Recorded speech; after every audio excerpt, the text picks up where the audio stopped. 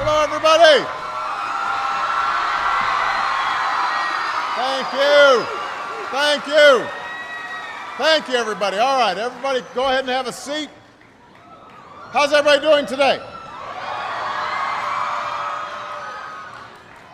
How about Tim Spicer?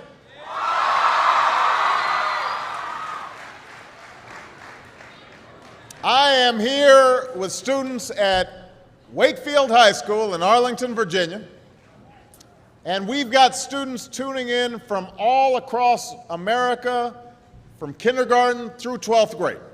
And I am just so glad that all could join us today, and I want to thank Wakefield for being such an outstanding host. Give yourselves a big round of applause.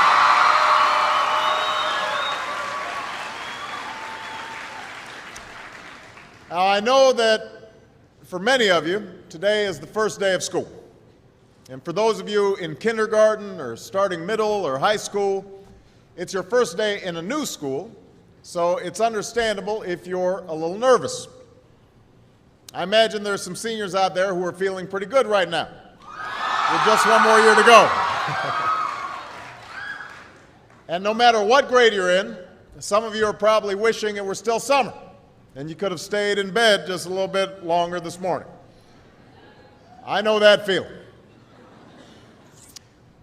When I was young, my family lived overseas. I lived in Indonesia for a few years. And my mother, she didn't have the money to send me where all the American kids went to school. But she thought it was important for me to keep up with an American education. So she decided to teach me extra lessons herself, Monday through Friday, but because she had to go to work, the only time she could do it was at 4:30 in the morning. Now, as you might imagine, I wasn't too happy about getting up that early. So I know that some of you are still adjusting to being back at school, but I'm here today because I have something important to discuss with you. I'm here because I want to talk with you about your education and what's expected of all of you in this new school year. Now, I've given a lot of speeches about education, and I've talked about responsibility a lot.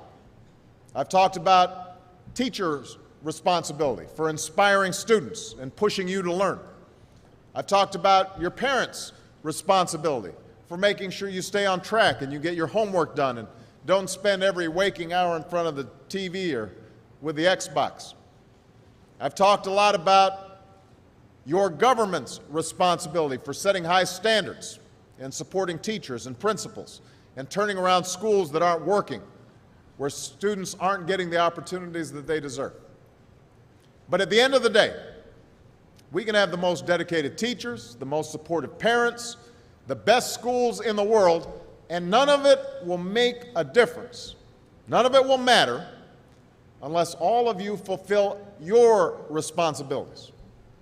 Unless you show up to those schools, unless you pay attention to those teachers, unless you listen to your parents and grandparents and other adults, and put in the hard work it takes to succeed. And that's what I want to focus on today, the responsibility each of you has for your education. I want to start with the responsibility you have to yourself. Every single one of you has something that you're good at. Every single one of you has something to offer. And you have a responsibility to yourself to discover what that is. That's the opportunity an education can provide.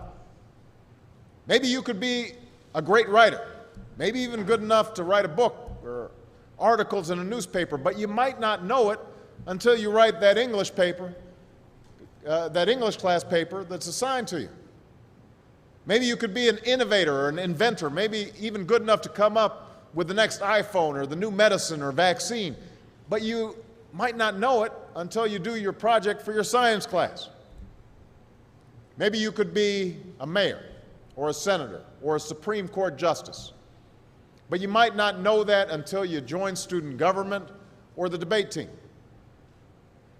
And no matter what you want to do with your life, I guarantee that you'll need an education to do it. You want to be a doctor or a teacher or a police officer? You want to be a nurse or an architect, a lawyer or a member of our military? You're going to need a good education for every single one of those careers. You cannot drop out of school and just drop into a good job. You've got to train for it and work for it and learn for it. And this isn't just important for your own life and your own future. What you make of your education will decide nothing less than the future of this country. The future of America depends on you. What you're learning in school today will determine whether we as a nation can meet our greatest challenges in the future. You'll need the knowledge and problem-solving skills you learn in science and math to cure diseases like cancer and AIDS, and to develop new energy technologies and protect our environment. You'll need the insights and critical thinking skills you gain in history and social studies to fight poverty and homelessness, crime and discrimination, and make our nation more fair and more free. You'll need the creativity and ingenuity you develop in all your classes to build new companies that will create new jobs and boost our economy. We need every single one of you to develop your talents and your skills and your intellect so you can help us old folks solve our most difficult problems. If you don't do that, if you quit on school, you're not just quitting on yourself, you're quitting on your country.